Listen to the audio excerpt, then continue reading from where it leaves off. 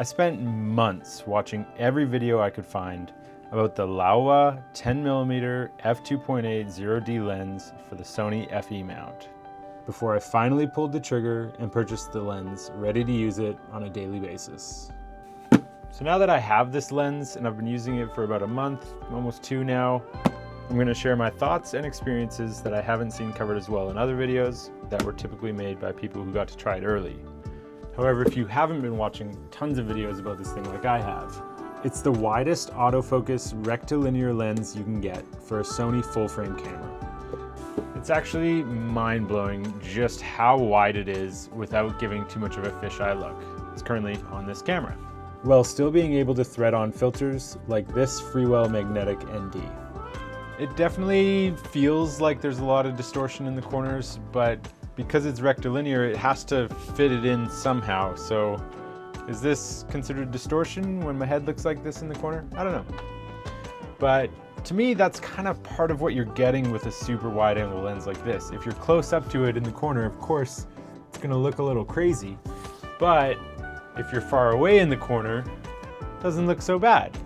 There are 3 main reasons why I decided to pull the trigger on this lens, specifically paired with the Sony ZV-E1. Dynamic active stabilization, auto reframing, and those ultra-wide POV shots in a small camera package. Starting off with my favorite feature that has come out in any new camera, probably since we got 10-bit, dynamic active stabilization on the Sony ZV-E1.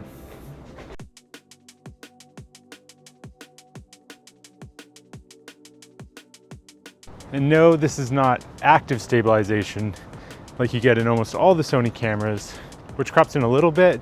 This is dynamic active stabilization, which crops in a lot. I think this lens goes from 10mm all the way to 14mm when you're in dynamic active, but the results are stunning. So my understanding is that it combines active stabilization, which is where the sensor is moving around inside of the camera body, with zooming into the sensor a little bit and reframing, moving within the image while also moving the actual sensor, which kind of creates this perfectly stable image. Actually, since getting this Sony ZV-E1, I've basically stopped using my gimbal and I just go handheld because it's so smooth and it's so much faster to set up and use.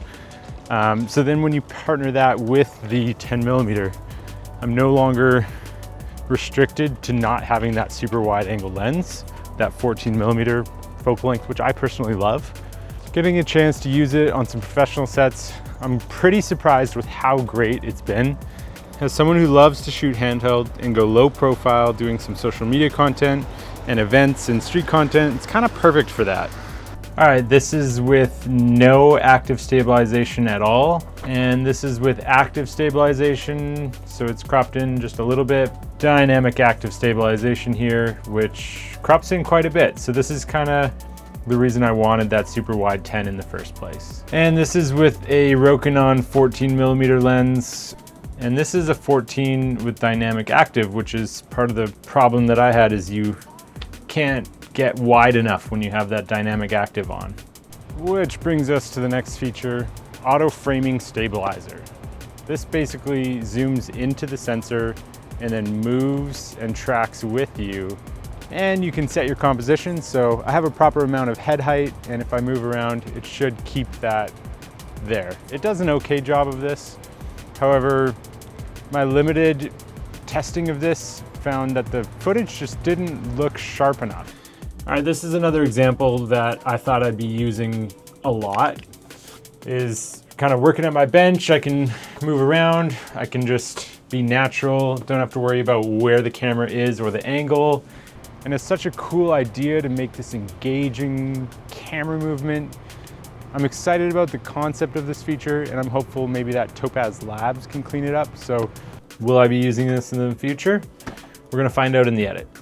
And the third reason, which isn't specific to the ZV-E1, although it's really easy when the camera body is so small, is these ultra-wide POV shots. These shots are awesome. and I love seeing them in narrative work. I've used them on a few NDA projects that it worked out perfectly for. If these kind of shots are something that you like, I think it's definitely worth it. And it's also cool being able to yaw and skew the image, especially for real estate, to replicate a bit what you would do with a tilt shift lens. I find this super useful to crop in and fix little things in post while still having that wide enough image that it doesn't kind of ruin that surrealism. Bonus number 1 is that while filming a nice wide angle shot, you can crop to that vertical shot a lot easier because there's just so much more space to work with. So when the client asks, can we get a vertical cut of that as well? At least you have this extra framing here to make it work. Bonus number 2 is these studio wide shots that make the space look a lot bigger than it actually is. A few other bonuses that are kind of just cool, or maybe a future thing for me, is using it for macro stuff, which is neat, but not something I do often. And astrophotography, I'd love to put this to work, trying to get some aurora shots, but I haven't had the chance. I've got 2 minor cons with this setup. One is the lens is really thick at the base, so it can be difficult to fit your fingers in between the lens and the camera body. This is worse on the A7 series, definitely, but it's still there as well with the ZV-E1 series, so that's con number 1. The other one is the autofocus performance is quite good, but when it's missing or when it's hunting, the focus breathing and the focus hunting is pretty bad. You can see it's doing some focus hunting. I notice it does this a ton when there's sun flares coming through the lens. It starts hunting right away. It's super weird.